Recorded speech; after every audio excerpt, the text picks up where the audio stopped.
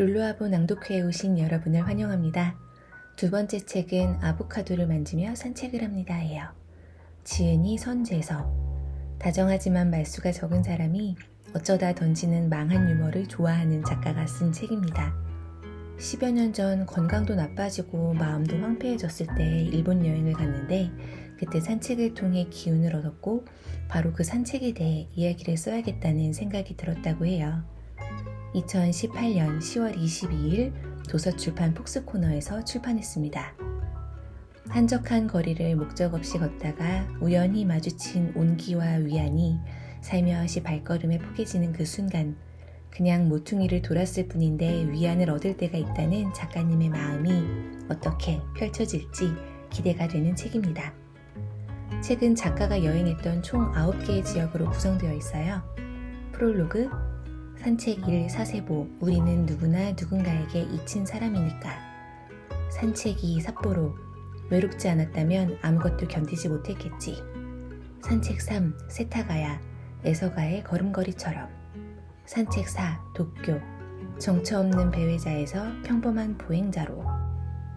산책 5 가와사키, 유통을 참으며 걸어다닙니다. 산책 6 다가와 고토지, 미끄럼틀은 스베리다이. 산책 7 칠시, 바닷가 마을 슈퍼마켓 앞 코카콜라 벤치를 만나면. 산책 8 교토, 빗물에 젖은 튤립과 눈높이를 맞추며. 산책 9 가나자와, 아무데서나 뒤집어 아무렇게나. 그리고 에필로그까지. 작가 특유의 언어 감각이 빚어낸 유쾌한 문장들을 필름 카메라 특유의 감성적인 사진들과 함께 따라가다 보면 마치 일본의 고즈넉한 동네를 함께 거니는 듯한 기분을 느낄 수 있는 책이에요. 이번에 제가 낭독할 부분은 산책 후 가나자와 아무데서나 뒤집어 아무렇게나입니다. 작가의 사진 대신 저의 일본 여행 사진 몇 장을 영상에 함께 넣었으니까 같이 감상해 주시면 좋을 것 같아요. 자, 그럼 지금부터 낭독 시작하겠습니다.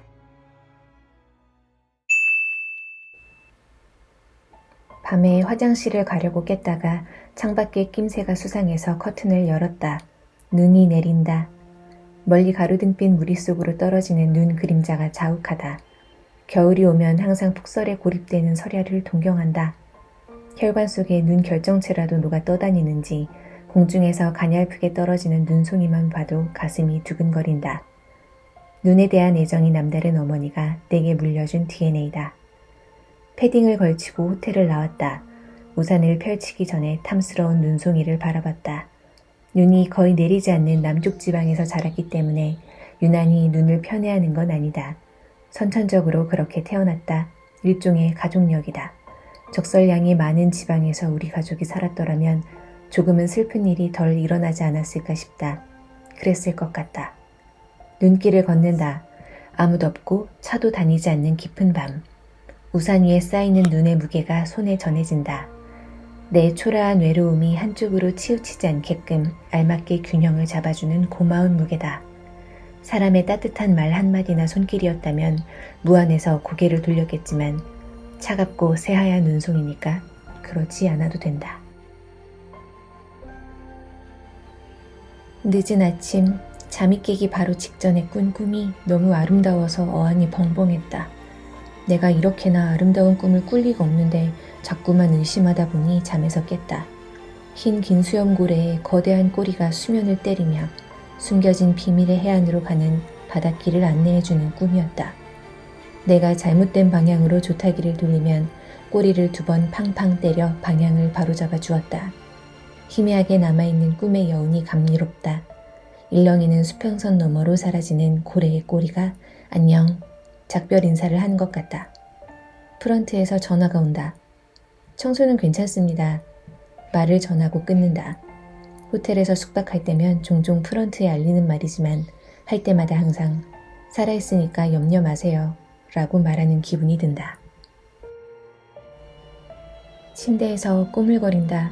외출할 준비를 하기 시작했다는 뜻이다. 외출을 하려면 미적거리는 시간이 꼭 필요하다. 적어도 30분 정도 빈둥거려야 한다. 날마다 일정량의 카페인을 섭취해야 정상적인 생활이 가능한 사람처럼 나는 빈둥거리는 시간을 어느 정도 가져야 컨디션이 유지된다. 온전히 방에서 빈둥거려야 효과가 있지 외출한 이후에 아무리 카페나 공원에서 빈둥거려봤자 소용이 없다. 야외에서 느긋하고 여유롭게 보내는 시간은 엄연히 여가나 휴식에 속하지 빈둥거림으로 치지 않는다. 침대에 기대 주로 트위터를 읽거나 구글 지도를 검색하다가 TV를 켜놨으면 잠깐씩 멍하니 화면을 본다. 그러다가 문득 웃거나 시무룩해지고 그렇게 대충 하루치의 빈둥거리는 시간이 채워졌다 싶으면 기지개를 켜며 억지로 끌려나가듯 방을 나서게 된다. 물론 여행을 왔으니까 어쩔 수 없이 외출을 하는 것뿐이지 한국의 집이었다면 한두 시간쯤 밖에 나갈까 말까 고민하는 시간을 따로 가진 다음 외출을 하거나 관두게 된다. 그리고 무슨 심보인지 막상 외출을 나오면 곧 외출한 것을 후회하거나 집에 그대로 있으면 어김없이 집에 머문 것을 반성하곤 한다. 늘 그렇다. 어쨌든 나왔다. 어디든 가야 하는데 오늘따라 갈 곳을 정하는 일이 영 성가시다. 그렇다고 아무렇게나 정처 없이 돌아다니기도 싫다. 사흘 연속 정처 없이 떠돌아다녔더니 좀 지겹고 지친다. 동행이 있었다면 아무 생각 없이 꽁무니만 졸졸 따라다니고 싶다. 동행의 신경을 슬슬 건드리며 점점 부하가 치밀게 하더라도 만사 심드렁한 태도를 견지하고 싶다. 황량한 벌판이나 스산한 숲을 하염없이 헤매고 싶은 기분이다. 매일 오갔던 가나자와 역으로 가는 길을 가다가 아니다, 오늘은 반대편으로 가보자 하고 방향을 돌렸다가 아니지, 이렇게 되면 또 어김없이 어슬렁거리며 배회할 게 뻔하니까 오늘은 아무데도 돌아다니지 말고 다른 걸 해보기로 하고 다시 가나자와 역으로 몸을 돌렸다. 보행로 구석에 비둘기 한 마리가 나와의 간격이 좁혀져도 피할 낌새를 보이지 않길래 제가 왜 저러나? 대놓고 비둘기에게 다가갔다. 한 발짝을 앞두고 가만히 서서 내려다봐도 도망가지 않길래 어디 아픈가? 허리를 숙여 살펴보려 하자 그제야 뒤늦게 나의 존재를 깨달은 비둘기가 화들짝 놀라 우왕좌왕 하며 날아갔다. 대체 얼마나 깊게 멍을 때리고 있었던 거야? 피식 웃음이 나며 한결 기분 전환이 되었다. 가나자와역 서쪽 출구로 나왔다. 시내와 정반대 방향이라 썰렁하니 좋다. 뭘 먹기로 하고 대로변을 따라 걷는다. 한눈에 봐도 음식점이 많이 있을 만한 거리가 아니다. 식사를 해야지 생각하고 하지만 이 길은 음식점이 거의 없을 거란 확신도 같이 하며 사무실 건물뿐인 대로변을 터벅터벅 걷는 느낌이 나쁘지 않다. 왠지 금방 음식점이 눈에 띄더라도 못 본 척 외면해버리고 한동안 이 느낌을 그대로 유지한 채 직진만 계속해도 괜찮을 것 같다. 건물 앞에 카레 깃발이 펄럭이고 있다. 드래곤 커리라는 식당에서 병아리콩 카레로 점심을 해결하고 나왔다. 왔던 길을 되돌아갈지 가던 길을 계속 갈지 생각했다. 오늘은 배회하지 않기로 했으면서 또 슬금슬금 변덕을 부리려 한다. 가던 길로 계속 가면 평소대로 진이 다 빠질 때까지 걸어 다닐 게 뻔하다. 이 길을 끝까지 가면 동해가 나오겠지. 바다를 가까이서 보려고 넓은 도로를 넘어가는 육교나 보행자 터널을 찾느라 한나절 헤매다가 결국 찾지 못하고 차들이 쌩쌩 달리는 도로 넘어 저 멀리 바다를 한참 보다가 뉘엿뉘엿 지는 해를 등지고 녹초가 된 채 돌아올 수도 있겠지. 제법 괜찮은 계획 같지만 하지만 관두자. 무슨 도보 순례자도 아니고. 다시 가나자와 역 근처로 가서 뭘 할지 고민해보기로 하고 대신 왔던 길을 그대로 되짚어 돌아가지 말고 다른 길로 둘러 되돌아가는 걸로 타협. 주택가도 아니고 도대체 이 도로변을 왜 걷고 있나 싶다. 다시 대로변이 나온다. 이만 방향을 틀어 가나자와 역 쪽으로 가야 하는데 이상하게 이 횡한 거리에 미련이 남는다. 아무래도 이대로 돌아가기는 아쉬워서 지도를 봤더니 근처에 북오프가 있다. 평소 같았으면 고민하지 않고 읽지도 않을 책을 사러 들렀겠지만 오늘은 어딘가 의욕이 없는 상태여서 가지 않는 쪽으로 마음을 접다가 문득 이런 우중충한 대낮에 북오프 만화책 매대 앞에 나란히 서서 만화에 푹 빠져있는 동네 한량들 모습이 갑자기 어떤 그리움 감정 비슷하게 보고 싶어져서 마음을 바꿔 들르기로 한다. 매장 안이 한산하다. 이 동네는 한량이나 백수, 자발적 비취업자 인구가 낮은 지역인가 보다. 만화책 매대 통로에 사람이 없다. 이제 막 점심때가 지났으니까 아직 그들이 야외 활동을 하기에 이른 시간이긴 하다. 눈높이에 꽂혀있는 책들을 설렁설렁 보며 관찰할 만한 사람을 물색했다. 원예책을 읽고 있는 페도라 쓴 노인의 옆모습이 보기 좋지만 원하는 분위기가 아니고 근사한 노신사여서 통과. 동화책 책장 앞을 지나는데 자매로 보이는 아이 둘이 쪼르르 달려와서 엄마 몇 권 살 수 있어? 묻는다. 반대편으로 가던 엄마 2권 하고 대답한다. 한쪽 무릎을 꿇고 책을 꼼꼼히 살펴보던 작은 아이가 뒷짐을 지고 신중하게 책을 고르는 큰 아이에게 이거 어때? 하고 묻자 큰 아이는 천천히 넘겨보더니 아니야 갖다 놔 라고 말한다. 과연 어떤 동화책을 선택할지 몹시 궁금하지만 옆에서 서성거리면 이 많은 책 중에 2권을 심사숙고해서 골라야 하는 두 자매의 신경을 거슬리게 할 테니 얼쩡거리지 않고 자리를 떠났다. 가나자와 역으로 돌아왔다. 앞에 걷고 있던 남자가 어라 휴대폰 없다. 재빠르게 야구감독 작전 사인처럼 앞뒤 윗주머니를 만지더니 아 있네. 혼잣말을 했다. 없다가 있는 그 짧은 리듬이 웃겨서 피식 웃었다. 피식 웃었더니 문득 중학교 2학년 때 수학 선생님이 내가 자기를 비웃었다고 오해하고 교무실로 불러 훈계한 일이 생각났다. 수업이 끝나고 마무리 말씀 중에 웃긴 일이 생각나서 피식 웃었는데 그 소리를 들은 선생님이 나를 봤고 차분한 음성으로 교무실로 오라고 해서 갔고 수학 선생님은 아무리 내가 편해도 제자가 선생을 비웃으면 되겠니? 라고 했고 나는 손을 모으고 아닌데요. 웃긴 일이 생각나서 웃은 건데요. 라고 했다. 그렇게 웃음의 타이밍이 어떻다느니 그래 뭐가 그렇게 웃겼냐느니 몇 마디 공방을 주고받다가 사과드렸고 교실로 돌아오는 복도에서 선생님이 나의 안 좋은 버릇을 부드럽게 충고해 주신 것 같아 기분이 괜찮았고 비록 수학 실력은 꾸준히 평균 이하를 유지했지만 수업 태도만큼은 한결 좋아져서 이따금 선생님과 눈이 마주칠 때면 희미하게 미소를 주고받곤 했지. 가나자와 옆 벤치에 앉아 어디를 갈지 생각하다가 어느새 그냥 멍하니 앉아있다. 여행지에 와서 구체적인 일정을 정하지 않고 다니는 습관이 오래됐다. 뭐 유명한 관광지나 명소에 얽매이지 않고 자유롭게 다니고 싶은 소신 같은 게 있어서 그런 건 아니고 기껏 꼼꼼하고 세심하게 준비해봤자 쉽게 잘 찾아가지도 못할 뿐더러 그 과정에서 생기는 잦은 실수와 멍청한 결정과 자기 경멸을 수없이 경험한 결과 차라리 계획을 일절 세우지 않고 다니는 편이 속편하고 정신건강에도 이로운 것 같아서 가능하면 낯선 여행지에서의 일과는 즉흥적으로 되는 대로 다니는 것일 뿐이고 그런 까닭에 지금처럼 당장의 목적지를 결정해야 하는 상황이 닥치면 영 막연하고 만사 귀찮고 의욕이 떨어져 갑자기 피곤해지곤 한다. 영화배우 아라이 히로후미 닮은 사람이 지나간다.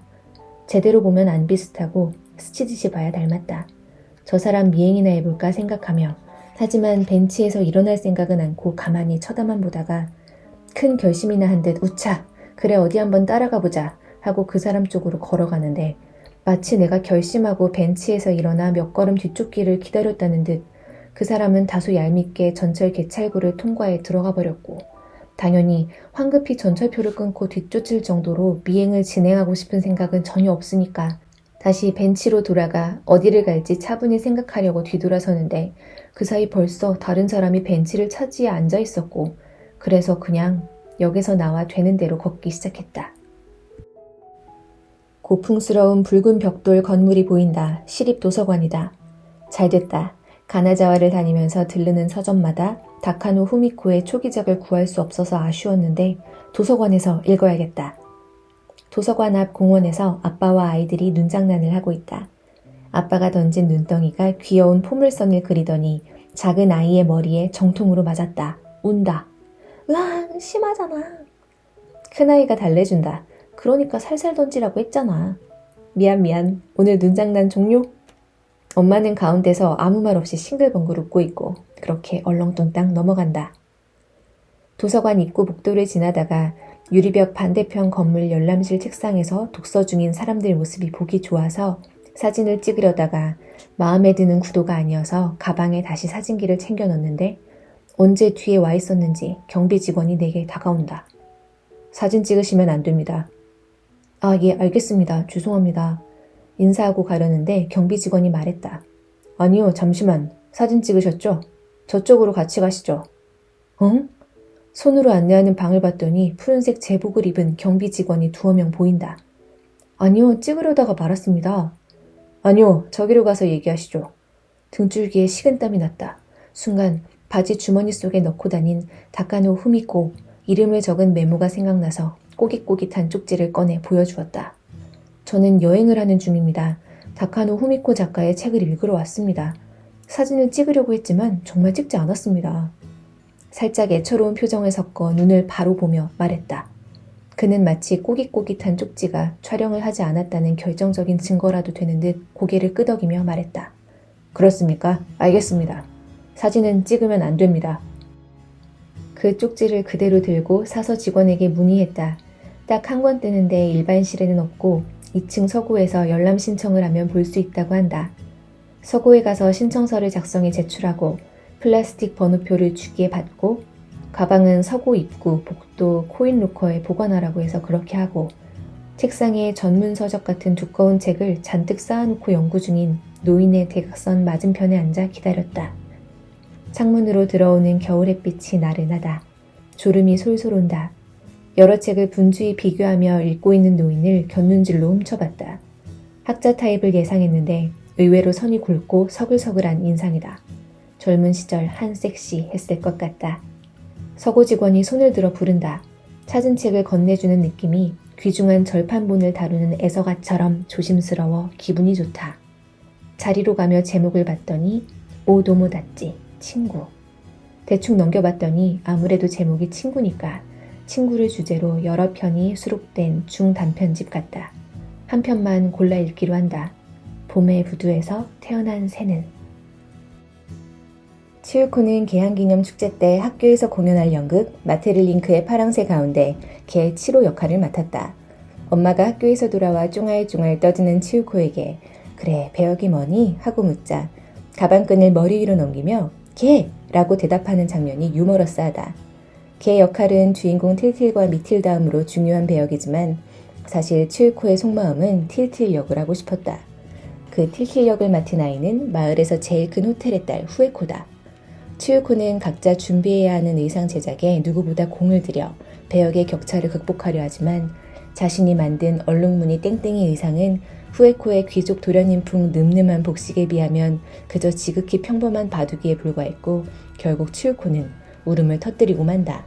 그렇게 뭔가 억울하고 질투가 나는 자신이 싫고 복잡한 마음에 후에코와 서먹서먹하게 지내며 연극 연습을 하게 된다. 그런데 어느 날 후에코의 부모님이 언덕 너머 격리병원에 입원했다는 소식을 듣게 되고 드디어 파랑새 연극 공연 당일 아이들이 병이 전염될 수 있다는 걱정 때문에 후에코의 손은 잡고 싶지 않다는 얘기를 들은 치유코는 용기를 내어 후에코의 병은 이미 완치되었다고 아이들을 꾸짖고 보이지 않는 후에코를 찾아가 어느 교회당에서 둘만의 아름답고 경건한 최종 리허설을 갖는다. 드디어 막이 오르기 직전 치유코의 바둑이 의상에 달린 꼬리가 그만 떨어져 버려서 안절부절 못하는데 후에코가 자신의 허리에 두른 비단끈을 풀어 꼬리 대신 풍성한 리본을 만들어주고 치유코도 머리끈을 풀어서 후에코의 가슴에 앙증맞은 리본을 묶어준다. 공연을 성공적으로 마친 그날 밤 오랫동안 운영되지 않았던 후에코가 사는 호텔의 모든 창문에 불이 환하게 켜졌고 다음날 후에코는 학교에 등교하지 않는다. 호텔이었던 건물에는 다른 간판이 내걸렸고 아마도 후에코 가족은 미국으로 건너갔을 거라고 치유코는 생각한다. 걸작이다. 눈앞에 두고도 계속 사무치는 그리운 마음을 갖게 하는 그림체다. 책장을 덮고 매만지는 손길에서 감수성이 샘솟는 느낌이 생생하다. 옆자리에 치유코 또래의 친구가 있었다면 나 대신 이 책을 잠깐 소중하게 안아주겠니? 부탁하고 싶을 정도다.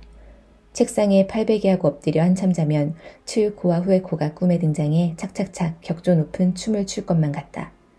감동을 받은 건 받은 거고 그렇다고 해서 도서관을 나서며 괜히 세상이 아름답게 느껴지는 기분에 휩싸이기는 싫으니까 감동의 여운이 다 가라앉을 때까지 한동안 도서관을 천천히 둘러보고 다시 다소 울적한 평상심을 되찾았을 즈음 밖으로 나왔다. 가나자와 변두리 동네가 걷고 싶어져서 시내버스를 탔다. 잠깐 졸았다가 너무 크게 꾸벅여서 잠이 깼고 다시 스르르 잠이 왔지만 정신을 차리고 잠을 쫓았다. 차창 밖에 중국인으로 보이는 많은 관광객이 좁은 골목으로 졸졸졸 들어가는 모습이 보였다. 이대로 버스에 계속 타고 있으면 쏟아지는 잠을 결국 못 이길 것 같아서 어디 중국 단체 관광객 코스를 체험해보는 것도 괜찮겠다 싶어 이번 정류장에서 내렸다. 골목길을 빠져나가자 사찰이 나왔다. 그렇게 넓지 않은 경내가 중국인들로 복작복작했다. 외관은 어디에서나 흔히 볼 수 있는 동네의 작은 절인데 사찰 안에 귀한 국보라도 있는 건가 안내판을 읽어봤다. 그렇군. 외부 침입에 대비해 요새 같은 복잡한 구조를 지은 독특한 건축 양식의 사찰인가 보다. 많은 계단과 미로 같은 복도와 그 구조가 미묘하다고 한다. 아, 그래서 사찰 이름이 묘립사구나. 관광객들 사이에서는 닌자 템플이라고도 불리나 보다. 그제야 젊은 관광객 몇몇이 표창을 던지는 동작과 손을 이리저리 놀리는 포즈를 취하며 까부는 모습이 하나둘 눈에 들어왔다. 들어가 구경해볼까? 입구 앞으로 가봤다. 입장료 1,000엔 됐다. 절 입구 앞 가게 창문에 비닐 포장도 뜯지 않은 똑같은 헬로키티 인형이 4개나 놓여있다. 잠깐 일본 주택 창가 장식 문화로 착각했다가 그럴 리 없지. 그냥 오랫동안 팔리지 않은 인형을 창가에 둔 것 같다. 마음에 드는 건지 아닌 건지 헷갈려서 오래 쳐다봤다. 마음에 든다. 기념품을 파는 듯한 오래된 가옥 유리창에 눈길을 끄는 사진이 붙어 있어서 봤다. 촛불 불빛이 신기하게 여러 색깔이다. 레인보우 양초? 미닫이 문이 스르르 열리더니 90살쯤 되어 보이는 노인이 들어오라고 손짓한다. 평소 같았으면 사양했겠지만 미소가 지나치게 인자해서 차마 거절하지 못하고 안으로 들어갔다. 들어가자마자 노인은 자신이 세계 최초로 개발한 레인보우 양초에 대해 설명하기 시작한다. 동그랗고 납작한 초에 꽂혀있는 침 위에 뜸같이 생긴 고체에다가 불을 붙이자 서서히 불빛이 초록, 주황, 빨강, 노랑으로 타기 시작한다. 4분 정도 이 불빛을 유지하다가 보통의 촛불로 돌아간다고 한다. 그리고 레인보우 불빛의 원리에 관해 설명하는데 거의 못 알아듣겠다. 라듐이니 연손이 화학 용어가 나오는 걸 보니 아마도 금속이 기화할 때 발생하는 독특한 색깔과 발화점의 차이를 이용해서 개발한 고체 연소 물질을 양초에 응용한 것 같다. 결혼식이나 큰 행사에서 대량으로 불을 붙이면 참 멋지다고 한다. 용건을 다 말씀하셨는지 갑자기 침묵. 아, 사지 않을 수 없다. 다행히 마음에 쏙 드는 물건이긴 하다.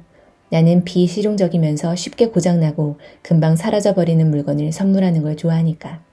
5개 샀다.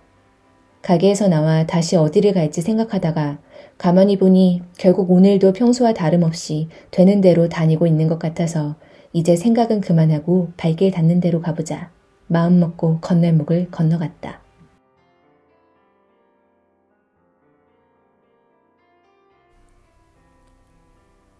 지금까지 선재서 작가의 아보카도를 만지며 산책을 합니다 중 산책 9, 가나자와 편이었습니다. 선 작가님 그리고 저 룰루아보와 함께하는 가나자와 산책 즐거우셨나요? 책 제목에 아보카도가 들어있어서 고른 책이긴 한데요. 작가의 생각을 듣고 또 작가의 사진을 보면서 조용하고 섬세하지만 위트 있는 친구와 함께 일본 한 달 살기 하는 기분이었습니다. 오늘은 어디 멀리 여행 가진 못하겠지만 호기심 어린 눈으로 동네를 한번 산책해 봐야겠어요. 중간중간 갈라지는 목소리 참아주시면서 마지막까지 함께해 주신 여러분 정말 감사합니다. 다음 낭독회에서 다시 만나요. 안녕.